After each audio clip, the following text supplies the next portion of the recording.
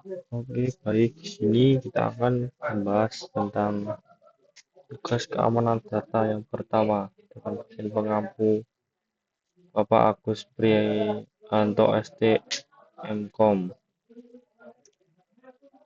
Oke, di sini sebelumnya perkenalkan saya Februlam MTA dengan NIM 23051204229 dengan kelas Teknik Informatika G 2023.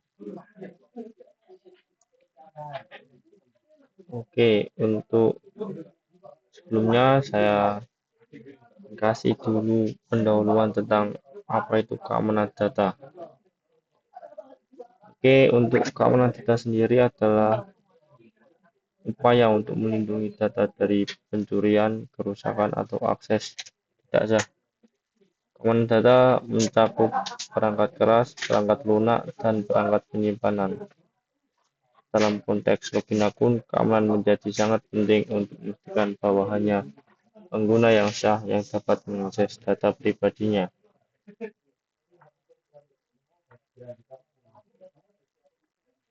Karena keamanan data ini adalah aspek krusial dalam era digital yang bertujuan untuk melindungi data dan informasi pribadi. Oleh karena itu mungkin di kebanyakan keamanan itu menggunakan teknologi keamanan seperti autentikasi dua faktor, 2FA, enkripsi data, dan firewall itu menjadi peranan yang penting. Tanpa perlindungan yang memadai, akun dan informasi pribadi dapat dengan mudah disalahgunakan oleh pihak yang tidak bertanggung jawab. Oleh karena itu, setiap individu maupun organisasi harus meningkatkan kesadaran terhadap pentingnya menjaga keamanan data. Nah, ini penting nggak sih keamanan data itu? Anda tidak hanya penting untuk menjaga kerahasiaan informasi pribadi, tetapi juga untuk mencegah dampak negatif yang bisa muncul akibat kebocoran atau kehilangan data. Sebuah kebocoran data bisa mengakibatkan kerugian finansial, kerusakan reputasi, hingga tindakan kriminal seperti pencurian data.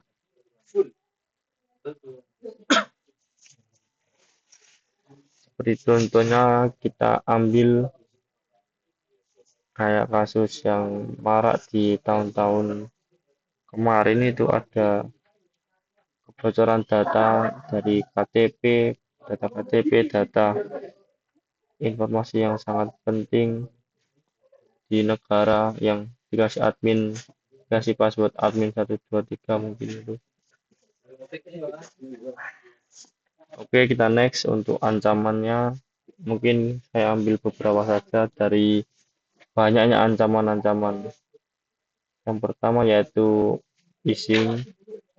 Phishing sendiri merupakan salah satu jenis ancaman cyber security yang dilakukan dengan email atau pesan yang tampak sah untuk mengelabui penerima.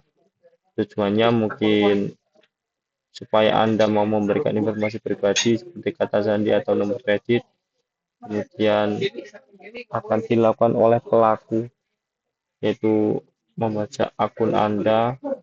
Mungkin kalau kita ambil kasus di m-banking, dia akan menggunakan saldo kita atau jadi transfer ke rekening dia. Oke, untuk selanjutnya ada brute force.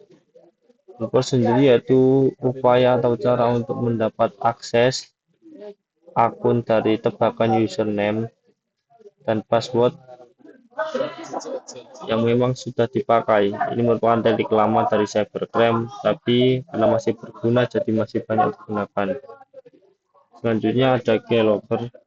Keylogger sendiri merupakan sebuah perangkat, baik itu perangkat keras ataupun perangkat lunak yang digunakan untuk memantau penekanan tombol papan. Sebuah program ketikan biasanya akan menyimpan hasil pemantauan penekanan tombol papan tersebut ke dalam sebuah log file.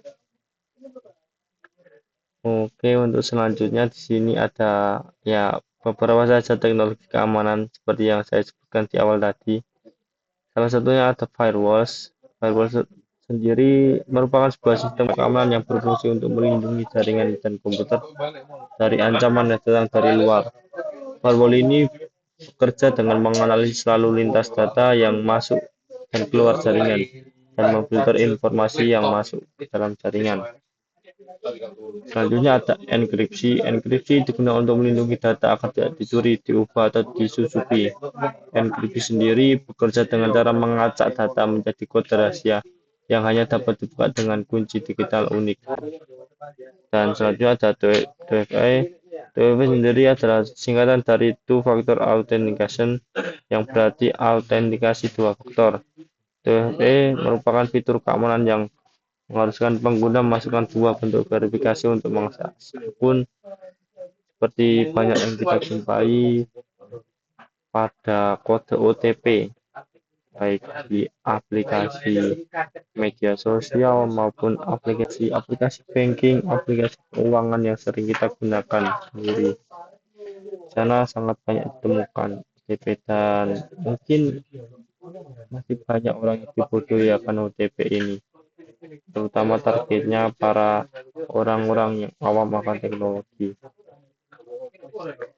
Selanjutnya ini saya ambil satu case dari aplikasi GoPay tentang keamanan maupun ancaman-ancaman maupun teknologi dari aplikasi GoPay ini sendiri. Saya buat pendahuluan dulu. GoPay ini salah satu dompet digital terbesar di Indonesia yang dikembangkan oleh Gojek. Sebagai platform pembayaran digital, GoPay menangani transaksi keuangan pengguna, termasuk pembayaran, transfer saldo, dan penyimpanan data pribadi. Oleh karena itu, keamanan data menjadi prioritas utama dalam operasionalnya. GoPay menerapkan berbagai sistem keamanan untuk melindungi data pengguna, seperti kode OTP, enkripsi data, TFE, dan deteksi aktivitas mencurigakan berbasis AI. Sebagai layanan keuangan digital yang diawasi oleh Bank Indonesia, GoPay juga mengikuti standar keamanan seperti PCI DSS untuk melindungi transaksi. Selain itu, fitur keamanan seperti kode PIN, verifikasi biometrik, dan notifikasi real-time membantu mencegah akses tidak sah serta meningkatkan perlindungan data pengguna. Oke, selanjutnya mungkin ya sama seperti tadi yang saya bahas. Ini saya ambil contoh ancaman yang sering terjadi pada aplikasi GoPay. Yang pertama atau tidak lainnya yaitu phishing. Phishing ini sering sekali kita temui karena phishing ini mungkin ancaman paling mudah untuk digunakan baik pelaku yang masih pemula maupun sudah. Phishing sendiri itu penipu mengirim pesan atau email. Mungkin banyak juga yang kayak kita login ke akun Google terus ya gitulah ditipu mengatasnamakan GoPay untuk mencuri data login. Kemudian akun dibaca, hacker meretas akun pengguna dengan mencuri kata sandi atau menggunakan teknik identifikasi sosial. Akun dibaca ini bukan cuma hacker ya, kadang bisa orang terdekat kita yang mungkin berniat akan hal buruk. Kemudian ada transaksi ilegal, pengguna tidak sadar ada transaksi mencurigakan akibat pencurian data atau malware, sehingga terjadi masalah yang sangat amat krusial di sini. Kemudian selanjutnya social engineering, penipu berpura-pura sebagai pihak resmi untuk meminta OTP atau informasi pribadi lainnya. Ya kalau ini rata-rata targetnya biasanya orang yang paham makan teknologi, biasanya ibu-ibu atau bapak-bapak yang rawan akan penipuan, akan diiming-imingi hadiah biasanya.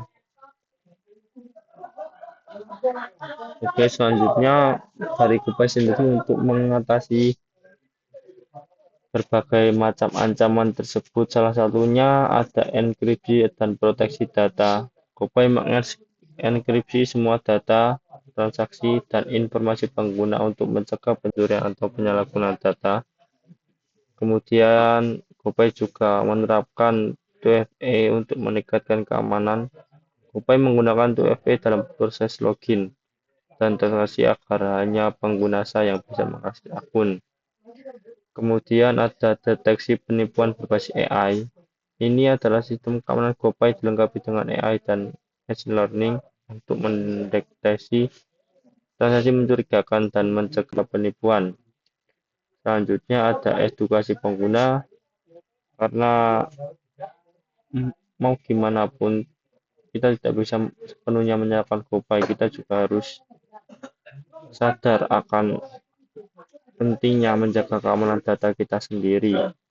Karena itu, GoPay juga secara rutin memberikan informasi dan tips keamanan agar pengguna dapat melindungi akun mereka dari ancaman seperti phishing atau peretasan. Oke, untuk selanjutnya ada dampak serangan dari ancaman-ancaman tersebut. Yang pertama mungkin saya bisa ambil contoh dari hilangnya data pengguna dan potensi penyalahgunaan akun. Di sini informasi pribadi seperti nama, alamat, nomor telepon, dan data perbankan dapat dicuri dan digunakan untuk pencurian identitas atau penyalahgunaan akun. Data bisa dicuri dan disalahgunakan oleh oknum tidak bertanggung jawab. Akun yang diretas biasa bisa digunakan untuk transaksi ilegal atau penyebaran malware, atau juga bisa dengan digunakan secara pribadi oleh pelaku. Sementara kebocoran informasi sensitif seperti data kartu kredit atau kata sandi dapat berakhir di dark web. Satunya ada kerugian finansial akibat transaksi ilegal. Transaksi ilegal dapat merugikan pengguna karena serangan seperti phishing dan malware dapat memberikan akses tidak sah ke rekening bank atau dompet digital korban, menyebabkan transaksi tidak sah dan pencurian dana. Selain itu, perusahaan maupun individu harus mengeluarkan biaya besar untuk pemulihan sistem, mengganti data yang hilang, atau memperbaiki reputasi yang rusak akibat serangan tersebut. Selanjutnya ada penurunan kepercayaan terhadap pelayanan digital. Pengguna akan semakin enggan mempercayai platform yang sering mengalami kebocoran data, sementara perusahaan yang terkena serangan besar bisa kehilangan pelanggan, mitra bisnis, dan bahkan menghadapi tuntutan hukum. Dan itu mungkin regulasi yang ketat dari pemerintah dapat memaksa perusahaan untuk meningkatkan investasi dalam keamanan cyber agar tetap dapat beroperasi dengan baik. Oleh karena itu, serangan cyber tidak hanya menyebabkan kerugian finansial, tetapi juga berdampak jangka panjang terhadap kepercayaan pengguna terhadap teknologi digital. Oleh karena itu, kesadaran dan langkah-langkah keamanan yang sangat tepat diperlukan untuk mengurangi resiko ini. Oke, untuk selanjutnya adalah upaya kita sendiri agar terhindar dari serangan serangan hacker mungkin. Oke, yang pertama mungkin kita bisa memperbarui perangkat lunak. Kita di sini memastikan sistem dan aplikasi selalu diperbarui untuk menutup celah, karena semakin sering maksudnya semakin lama aplikasi digunakan, mungkin juga juga apa namanya, development-nya itu akan mengupgrade lah maupun dari keamanan, dari fitur-fitur. Oleh karena itu kita harus rajin-rajin mengupdate perangkat lunak tersebut. Yang selanjutnya adalah gunakan jaringan yang aman. Di sini ya sangat krusial sekali untuk penggunaan wifi publik tanpa VPN, karena di sana rentan akan penyadapan data karena akses internetnya publik. Oke, untuk selanjutnya kita bisa mengaktifkan firewall dan antivirus. Ini lapisan keamanan tambahan ini dapat menjaga akses yang tidak sah. Untuk antivirus sendiri mungkin kita bisa ambil dari untuk kita di laptop kita bisa menggunakannya Windows antivirus. Oke, selanjutnya ya ini, jangan sembarangan klik link, karena kita harus waspadai phishing yang bisa mencuri data pribadi kita. Kita harus gimana ya? Kita harus ya kita waspada lah. Kalau ada link-link yang mencurigakan jangan kita pencet. Apalagi yang sering mendownload film-film bajakan. Oke, untuk kesimpulan, mungkin keamanan digital adalah aspek penting dalam penggunaan teknologi modern.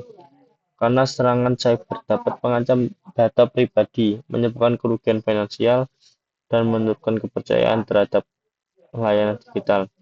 Oleh karena itu, penting bagi pengguna untuk selalu waspada dan mengambil langkah-langkah perlindungan, seperti memperbarui perangkat lunak secara rutin, menggunakan jaringan nyaman, serta menghindari tautan atau aplikasi yang mencurigakan. Selain itu, edukasi mengenai ancaman cyber dan cara mengatasinya harus terus dilakukan agar setiap individu dapat lebih siap menghadapi risiko di dunia digital. Dengan kerjasama antara pengguna, penyedia layanan, dan regulator, kita dapat menciptakan lingkungan yang lebih aman dan terpercaya.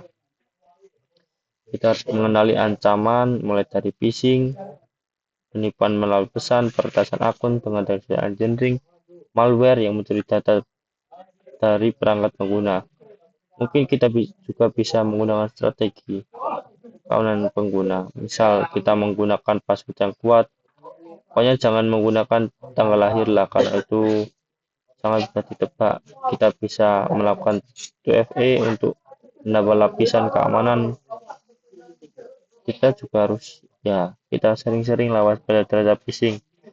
Mungkin kalau kan udah tertera di sana, kalau kita dikasih OTP mungkin kita mesti diwaspadai, jangan bagian OTP. Pihak Gopay tidak pernah mau minta kode OTP dalam kondisi apapun. Seperti itu, karena keamanan digital adalah tanggung jawab bersama. Oke, ini daftar pustaka yang saya ambil untuk di PPT kali ini, dan sekian, terima kasih.